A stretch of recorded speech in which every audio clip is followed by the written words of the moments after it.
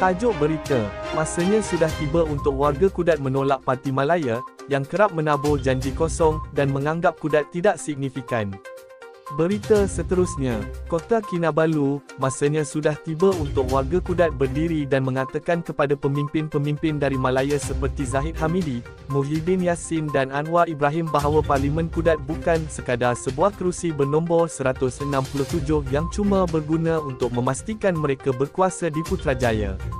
Namun, Parlimen Kudat adalah sebuah daerah yang penting untuk negeri Sabah dari segi ekonominya pada masa hadapan. Calon Parti Warisan P167 Kudat, Datuk Rashid B. Abdul Harun berkata aspek itu akan diperjuangkan habis-habisan di Dewan Rakyat nanti melalui Parti Warisan dan bersama-sama dengan Presiden Parti, Datuk Seri Mohammad Syafiee Apdal dan Timbalan Presiden, Datuk Darrell Lee. Rashid dalam satu kenyataan hari ini berkata visi pemimpin-pemimpin Parti Warisan terhadap Parlimen Kudat memang berbeza sekali dengan visi pemimpin dari Malaya seperti Zahid Hamidi, BN, Muhyiddin Yassin, PN dan Anwar Ibrahim, PH yang menganggap Kudat hanyalah sebuah kerusi Parlimen bernombor 167 yang mungkin diperlukan ataupun mungkin tidak dalam usaha mereka untuk berkuasa di Putrajaya.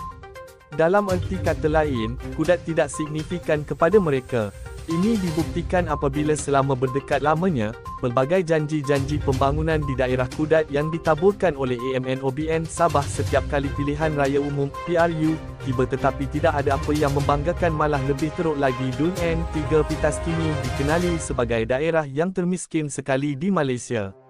Saya dan warisan bahagian Kudat juga berjanji kepada Datuk Seri Syafiee Apdal bahawa kami akan memberikan fokus dan komitmen 100% terhadap kempen PRU 15 dan linangan air matanya bila beliau melihat kemiskinan dan ketidakadilan yang dipikul oleh penduduk-penduduk kampung di daerah ini setiap hari terutamanya di Dun N2 Bengkoka dan Dun N3 Pitas akan kami jadikan sebagai pembakar semangat. Sebagai bahagian yang aktif menjalankan aktiviti-aktiviti pencerahan MA63 kepada warga Kudat, kami turut mengalu-alukan sokongan aktivis-aktivis dan NGO Perjanjian Malaysia 1963 MA63 dari seluruh Sabah untuk membantu kami membebaskan pengundi-pengundi di Parlimen ini dari indoktrinasi BN dan GRS. Kita pastikan perjuangan Allahyarham Zainal Ajamain untuk menegakkan MA63 terus bersinar di daerah ini, katanya. Rashid turut mengucapkan jutaan terima kasih atas kepercayaan yang diberikan oleh Presiden Parti, Datuk Seri Mohammad Syafiee Apdal dan Timbalan Presiden, Datuk Darrell Lee yang telah memilihnya sebagai calon Parti Warisan bagi kerusi Parlimen P167 Kudat pada PRU 15 ini.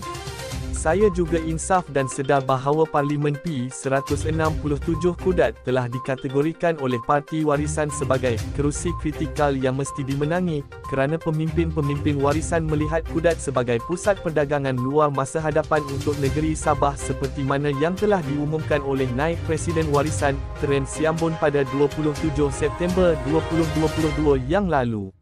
Saya dan khususnya warga Kudat semestinya merasa terharu kerana kepimpinan tertinggi warisan dapat melihat potensi daerah ini sebagai pusat perniagaan baru ASEAN dan kedudukannya yang strategik memang sesuai untuk dijadikan sebagai hub perdagangan hasil-hasil pertanian dan perhutanan negeri Sabah yang berstatus premium dan halal seperti ikan, burung walit dan madu untuk memenuhi pasaran negara China, Jepun dan Korea Selatan.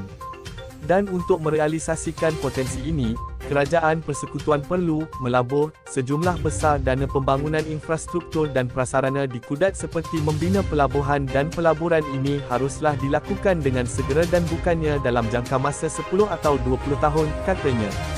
Berita ini adalah ihsan daripada Portal Borneo hari ini. Jangan terlepas daripada sebarang informasi terkini daripada pihak buletin kita.